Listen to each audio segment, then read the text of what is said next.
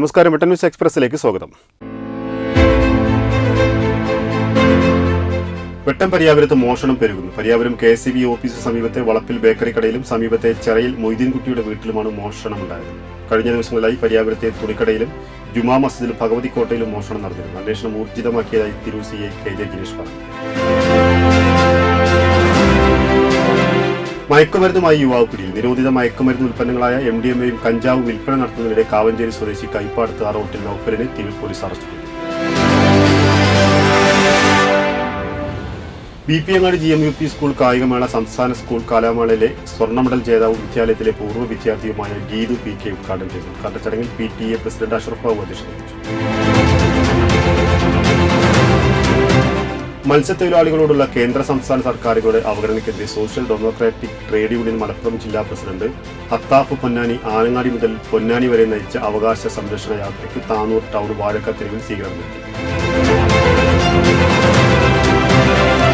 Tirur block panchayat 15 ലക്ഷം രൂപ ചെലവിട്ട് നടപ്പിലാക്കുന്ന മത്സ്യത്തൊഴിലാളികൾക്കുള്ള വലവിതരണം ബ്ലോക്ക് പഞ്ചായത്ത് പ്രസിഡന്റ് യൂസായുദ്ദീൻ നിർവഹിച്ചു. വൈസ് പ്രസിഡന്റ് പ്രീത പുളിക്കൽ അധ്യക്ഷയായി. പെരിന്തൽമണ്ണ താലൂക്കിലെ ഗ്രാമപ്രദേശങ്ങളിലെ പൊതുഗതാഗത സൗകര്യം മെച്ചപ്പെടുത്താൻ പുതിയ 60 റൂട്ടുകൾ അനുവദിക്കണമെന്ന ആവശ്യവുമായി ജനപ്രതിനിധികൾ പൊതുജനങ്ങൾ. മോട്ടോർ വാഹന വകുപ്പ് പെരിന്തൽമണ്ണ നഗരസഭ കോൺഫറൻസ് ഹാളിൽ സംഘടിപ്പിച്ച ജനസദസ്സിലാണ് ഈ ആവശ്യം ഉന്നയിക്കപ്പെട്ടത്.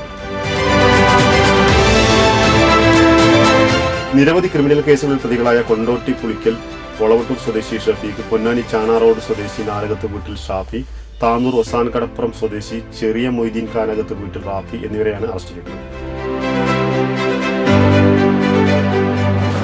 പ്രമുഖ വസ്ത്ര വ്യാപാര സ്ഥാപനമായ ഷീമാട്ടിയുടെ യുവതി യുവാക്കൾക്കായുള്ള ബ്രാൻഡ് ഷീമാട്ടി എന്നിന്റെ 4ാമത് ഷോറൂം മലപ്പുറം തിരൂരിൽ പ്രവർത്തനം ആരംഭിച്ചു. ഷീമാട്ടി CEO ബീന കണ്ണൻ സ്റ്റോർ ഉദ്ഘാടനം ചെയ്തു.